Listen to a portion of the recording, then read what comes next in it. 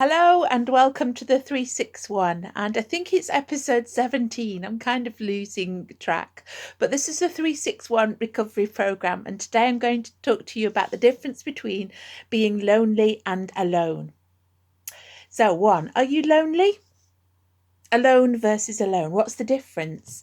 Well, when I tell people that I spent 3 years living by the sea in an attic room, in a seaside town, in a place that I didn't know anybody, and I'd come from a really big city, people always ask me, were you lonely?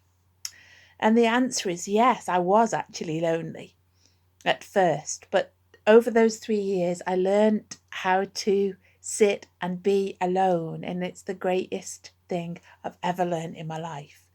And I'm no spring chicken. Why did it take me so long? I don't know. 2, sleep alone. When I was performing in different places around the country and around the world, don't get excited, it was mostly Wolverhampton. My catchphrase was sleep alone. And I may have told the audience to sleep alone for laughs, but I wrote this line because, like a lot of the work that I did, I was talking to myself.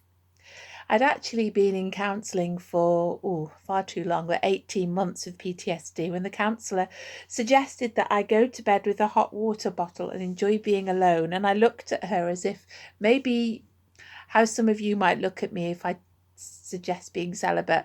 I looked at her as if to say, are you stupid? And it was just too early for me. And it took me another 2-3 years from that counselling to be able to say, yes, I sleep alone and I really, really enjoy it, feel safe, want to continue it. 3. Well, for 3, I need to just go down a little bit. Oh, it's not 3 yet. I was scared to be alone in an empty house when I had PTSD. And I don't know if this is normal, but the silence was really triggering. So, yeah, I used to lie awake in this house and the silence scared me. Whether this is, I think it is PTSD. And all I can explain it was like there was a bomb about to go off. And I feared silence really more than noisy environments. And so I didn't want to sleep alone because I, I found it too scary. I hated being alone.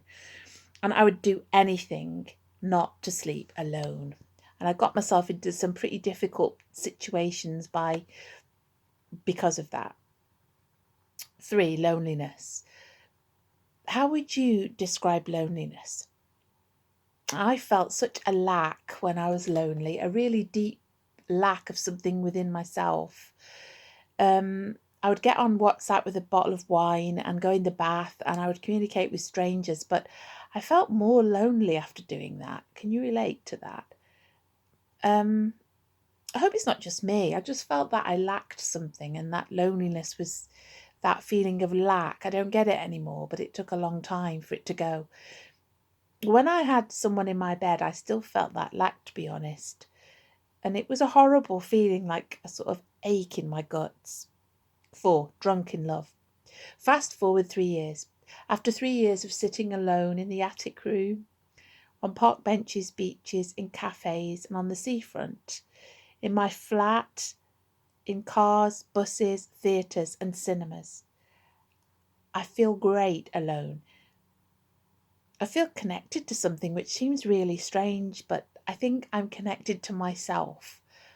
Now I love being alone and I never feel lonely.